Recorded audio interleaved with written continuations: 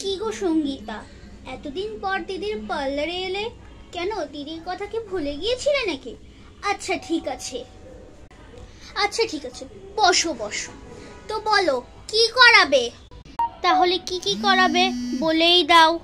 দিদি ওয়্যাক্স করাবো, পেডিকিউর করাবো, আর আইব্রোটাও একটু ঠিক করে দিও। ঠিক আছে, তুমি বসো। তুমি তো জানো না সেদিন কি হলো। সন্তুর মা জানোই তো কত বড় লোক, ওই শাড়িটারে সুন্দর গহনা পরে বের হয়েছে। আরে মল্লিক বাড়ির সাথে ওদের ঝগড়া লেগেছে খুব। মল্লিক বাড়ি ওদের গাড়ির নিচে পেরেক দিয়ে রেখেছিল। যেই শাড়িটারে পরে গয়নাকাটি পরে ড্রাইভারকে বলেছে গাড়ি চালাও, অমনে ফুস কি যে হলো। ইয়ে বাবা, ওয়্যাক্সের কি ছিঁড়ি কোথা থেকে করিয়েছো বিদেশে থাকতে? ইস, পেডিকিউরটাও একটু ভালোভাবে করানো হয়নি। কি খসখস খসখস করছে।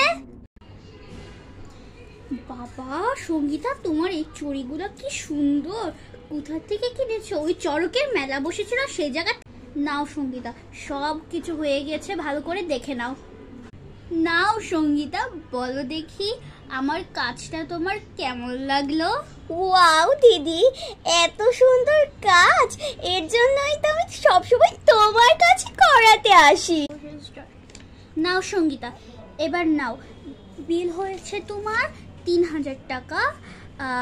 তোমাকে ডিসকাউন্ট দিব কারণ তুমি আমার সব সময় রেগুলার কাস্টমার। তোমাকে ডিসকাউন্ট দিলাম হলো 1 টাকা। এখন মোট হলো 2999 টাকা। বাহ, এই টাকাগুলো পেয়ে খুব ভালো হয়েছে। এবার যাই, অনেক শপিং করতে হবে। এবার আরও কোনো কানের দুল কিনতে হবে, একটু চুড়ি কিনবো। ও বাবা, সঙ্গীতার চুড়িগুলো তো কত সুন্দর, আমাকে ওর চেয়েও সুন্দর চুড়ি কিনতে হবে।